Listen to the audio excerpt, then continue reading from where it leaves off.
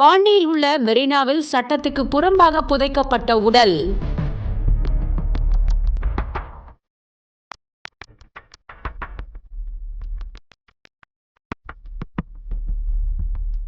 அது மனித உடலா இல்லை ஒட்டகமா என்று பல கேள்விகள்.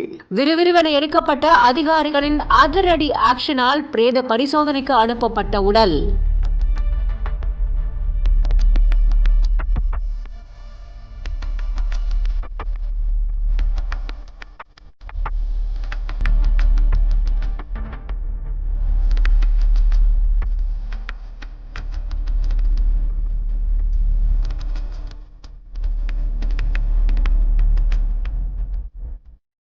புதுச்சேரியில வம்பாக்கீரபாளையத்துல பாண்டி மெரினா கடற்கரை பொதுவா உருவாக்கம் செய்யப்பட்டிருக்கு. சுற்றுலாத்துறை சார்பில் 30க்கும் மேற்பட்ட கடைகள் இங்க கட்டப்பட்டிருக்கு. வணிக வளாகத்தை பராமரிக்கிறது மற்றும் இயக்கும் பணி 10 வருஷங்களுக்கு தனியார் நிறுவனத்திற்கு வழங்கப்பட்டதா சொல்லப்படுது.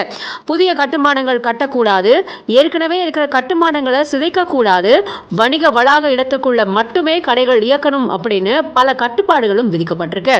ஆனா மெரினாவில் சப்கான்ட்ராக்டர் எடுத்த நபர் ஒருத்தர் 4 ஒட்டகம், 2 குதிரைகள், குழந்தைகள் இயக்கும் பொம்மை கார்கள் இப்படி பலதும் கட்டணங்கள் வசூலிக்கப்பட்டு இயக்கப்படுறதா கூறப்படுது. சுற்றுலா பயணிகள் சவாரி செய்ய பயன்படுத்திட்டு வந்த 13 வயசு ஆண் ஒட்டகமானது கடந்த சில நாட்களுக்கு முன்னாடி உயிரிழந்திருக்கு. இத மெரினா வளாகம் பக்கத்துல பள்ளம் தோண்டி புதைக்கப்பட்டதாகவும் சொல்லப்படுது. கொலை செய்யப்பட்ட மனித உடல் பள்ளம் தோண்டி புதைக்கப்பட்டதா அப்படின்னு சமூக வலைதளங்கள்ல தகவல் பரவி இருந்தது.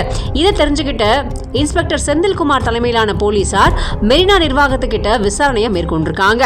அப்போ ஒட்டகம் உடல்நலக்குறைவால இருந்ததால பள்ளம் தோண்டி புதைக்கப்பட்டதா தெரிவிக்கப்பட்டிருந்தது.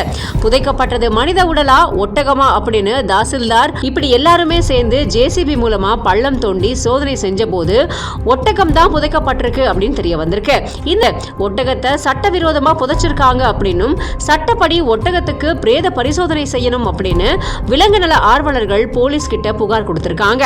இதை தொடர்ந்து ஓதியஞ்சாலை போலீசார் பிரேத பரிசோதனை செய்ய கால்நடை பராமரிப்புத்துறை இயக்குநருக்கு ஒட்டக சவாரி நடத்தி வந்த நபர் முறைப்படி புதுச்சேரி நகராட்சியில வணிக உரிமம் பெற்றிருக்காரா அப்படிங்கறத தெரிவிக்க புதுச்சேரி நகராட்சிக்கு போலீசார் நோட்டீஸ் அனுப்பியிருக்காங்க. இந்த சம்பவம் அங்க பெரும் பரபரப்பை ஏற்படுத்தியிருக்கு.